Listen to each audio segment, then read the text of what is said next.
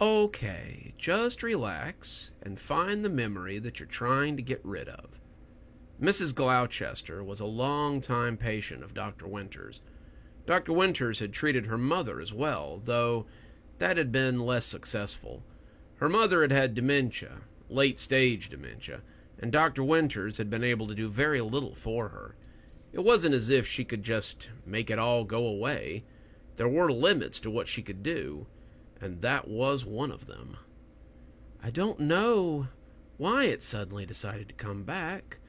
It's been gone for quite some time, but I think it had something to do with a movie that came on television a few nights ago. Dr. Winters had worked her fingers into the woman's scalp, the digits sliding into the flesh, and as she worked, she began to see the memories.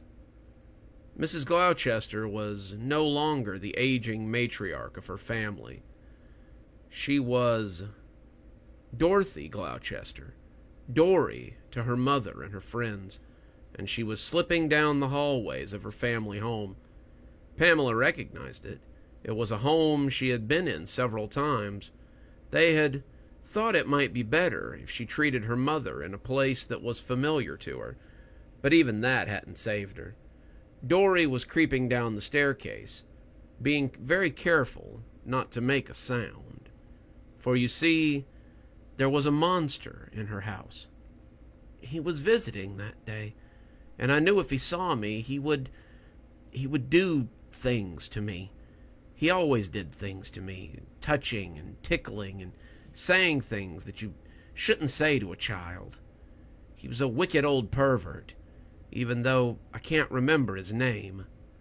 That had been by design. Pamela had surgically removed the memories of her Uncle Gideon so many times that she'd been afraid the woman would contract some sort of brain damage from the constant erasure. In the end, she had blasted the memory so thoroughly that it couldn't come back. The idea that she had remembered anything like it again was unthinkable. But somehow, she had put a new memory in its place. I was careful to avoid the steps I knew would squeak. In the memory, Dr. Winters saw her step over the 8th step, stepping carefully onto the 14th, and stepping even more carefully over the 18th.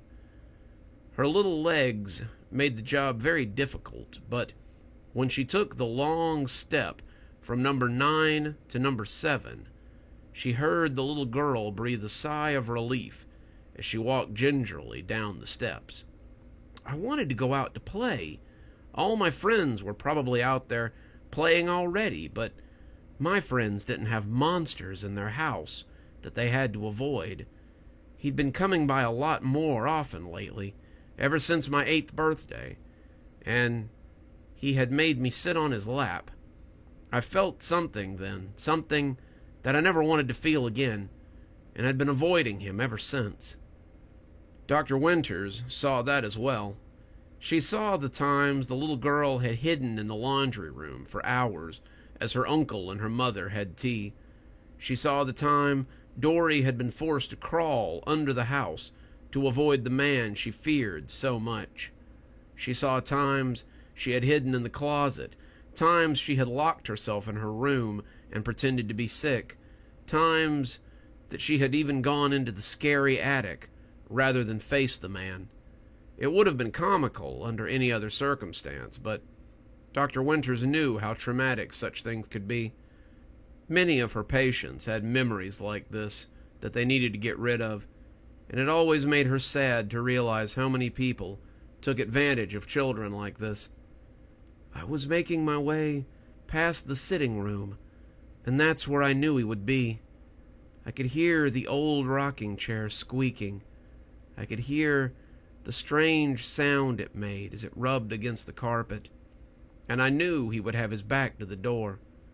I could slip past and get my shoes and be out the door before he even knew I was there.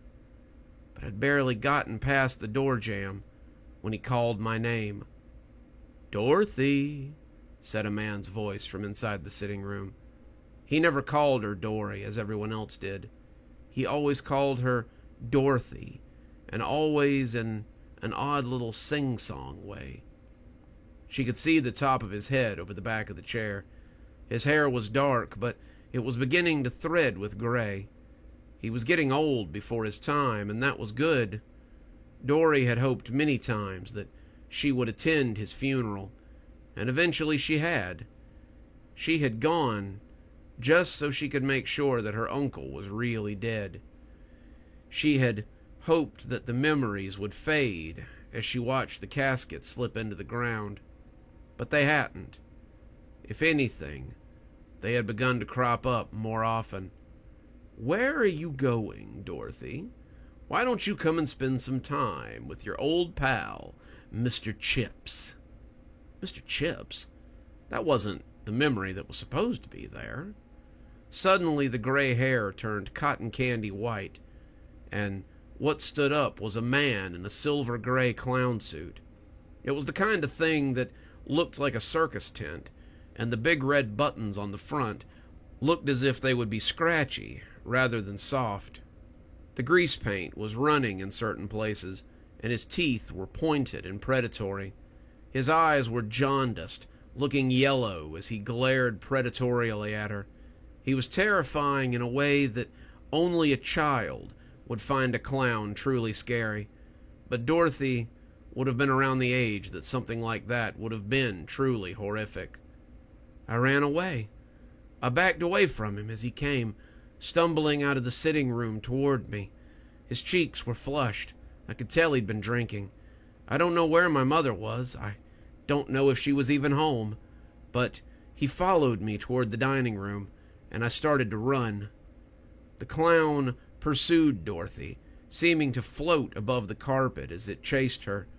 The background moved very quickly, making Pamela think of a funhouse or a horror movie where everything just seemed to go too fast. It wasn't the memory that she usually met with during this session. It wasn't better either. The clown was not her Uncle Gideon. He was not the person who had taken her innocence, but even so, there was an aspect to him that made him less funny and more terrifying. If the clown caught her, it would eat her. Not just her body, it would eat the part of her that made her a person. Even if it didn't devour all of it, it would change it, and Dorothy would cease to be a little girl, the little girl that she had been. Dr. Winters decided that was enough, and she sank her fingers into the memory and discovered another one behind it. Dorothy had been slipping through the channels 2 nights ago, just looking for something to watch. It was late, probably nearly 10 o'clock, and she'd been looking for something to put on in the background so she could fall asleep. She was anxious that day, though she wasn't fully aware of why she should be. Dr. Winters had removed most of her memories of her uncle, but she still somehow felt that today would have been his birthday, if he weren't in the ground for the last decade and a half. Not knowing, but knowing, had caused her to be uncomfortable all day. And when she saw the movie that was playing on Channel 12, it made her pause for a moment in horrified fascination. In it, a little girl was creeping through an old house, trying to escape from a monster that had lured her there. She could hear the squeak of a rocking chair. She could hear the crackle of a fireplace. And as she walked past the sitting room, it was as if the writers had made it to be as horrifying as possible for poor Dorothy. The clown had turned its head around to look at her from behind the chair, and when it stood up, the little girl had screamed and ran away from Mr. Chips. Why the clown's name was Mr. Chips, Pamela didn't know, but in that moment it had become her Uncle Gideon once again, and the memory had reasserted itself in her brain. Things like this happened a lot. Sometimes the brain would lock onto something and reform old memories, but this one had been so insidious and so well made that Dr. Winters had to wonder who exactly had written it. It didn't matter. She seized both memories in her hands and tugged at them. The memories were stubborn, not wanting to uncouple. But Winter flexed her fingers and continued to pull. "Listen to me, Dory. Your uncle is dead, and Mr. Chips cannot hurt you. Both of them are vile monsters that have no place in your world. Let me remove them. Let me get them out of you. And then you can... Someone was banging on the door to the little room. Dr. Winters looked up with her teeth gritted, trying to force the memory out, but also wondering who the hell was interrupting her session. "I'm in a session," she snarled through gritted teeth. "Whatever it is, it will have to wait." "Dr. Winters," Juliet said at the door, "we have a situation out in the lobby. Someone is here to see you, and they're very frantic. They're scaring the other patients, and I need your help." Of course, Dr. Winters thought to herself. She exerted more force than was strictly necessary, and when she plucked out the memory, she heard Dorothy give an angry gasp as it all came flowing out. There would be some pain, and there would probably be some trauma, but the memory was out. She hated to do it this way. Leaving jagged edges like that left room for other things to populate the space, but it was a problem that she would get back to another time. For now, Dorothy Gloucester would be safe from the horrible memories of her childhood, and that would have to be enough. Dorothy shook a little as she settled back on the couch, her breath stabilizing as she tried to make sense of what was going on. Winter left her there for a moment, figuring she could come back in a few minutes and finish up. She had begun to hear the clamor coming from the lobby, and she didn't like it one bit. Someone was shouting, several people were shouting, and she thought she heard the voice of the writer amongst them. She didn't have an appointment with the writer today, but that rarely ever stopped him. He just showed up whenever he felt like it, and expected her to make time. He had given her so much. He had helped her so much, but it seemed like lately she was the only one doing the helping. She gave and gave and gave, and he rarely gave anything back that was helpful. She was angry. This was her business, and she couldn't just pop in whenever he needed something. She closed the door behind her and angrily walked up the hallway, ready to explain such concepts to him. When she got to the lobby, she could see that things were much worse than even she had believed. Her 3 patients were huddled in a corner, trying to put as much distance between themselves and the writer and Juliet as possible. Juliet had backed the writer up just a little bit, the 2 of them now standing in the middle of the lobby, but the shouting match continued to go on. There was an overturned table of magazines, and one of the chairs had been pushed over, though not thrown. Juliet was blocking his path, clearly trying to stop him from getting into the back of the clinic. The writer was trying to explain himself, his tone and his stutter getting worse as he tried. He didn't sound angry. He sounded frustrated and confused. He had lost a shoe somewhere, and his clothes looked like he might have been sleeping in a ditch. He looked a mess, but he still seemed adamant in his wants. I just need to talk with her. It's urgent. I need... You come here all the time without an appointment, then just expect us to make sacrifices for you. Well, Dr. Winters has a full schedule today. We don't have any openings. We're booked solid. And you can't just expect me to move people around because you're having a crisis right now. Everyone's having a crisis. This town is having a crisis. And everyone needs help just as much as you do.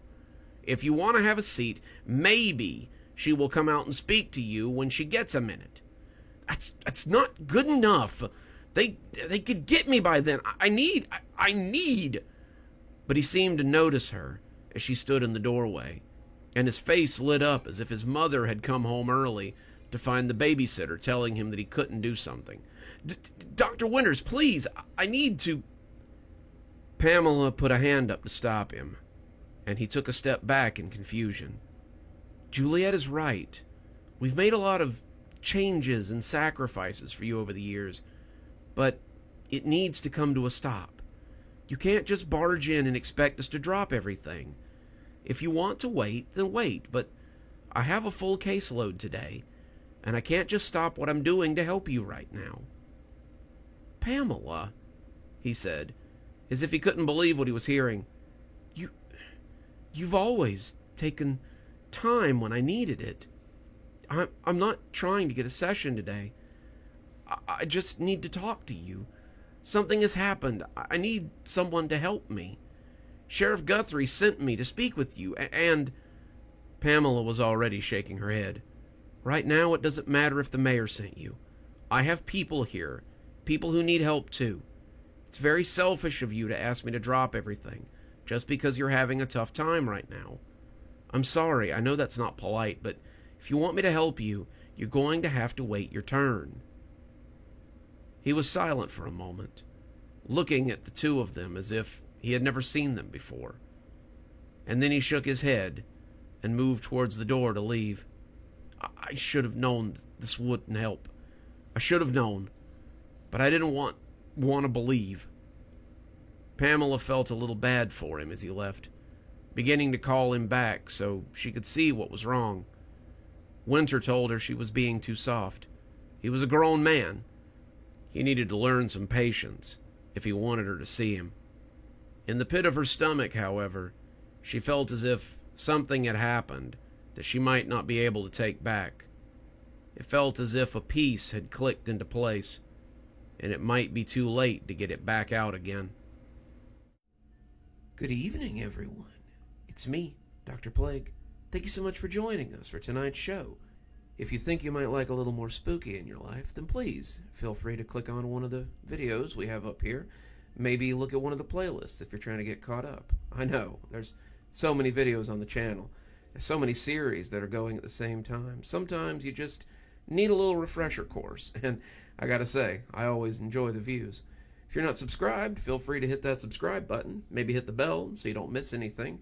We upload a lot on this channel, so you won't want to miss a single story as they come out. If you'd like to support the channel, you can click on the Amazon link down there. There's quite a few books in my Amazon account. You can have a look, and if you'd like a signed copy, get up with me through email, and I'll be happy to work something out with you. Also, there's links to my Patreon, and you can become a member on the channel if you'd like your spooky a little bit early. Patrons and members on the $5 tier get their videos 12 hours early. That's in the morning, as opposed to in the evening. Patrons at the $10 level also get a signed copy of my book anytime I write one. Speaking of my patrons, you should see them appearing right now. Just wanted to take a minute to say how much I appreciate all of you. Patrons, subscribers, however you give to the channel. I really appreciate everything you do, and it truly touches me that you have chosen to support the channel in this way. Well, that's enough for now. Till next time, Dr. Plague, signing off. Have a wonderful evening.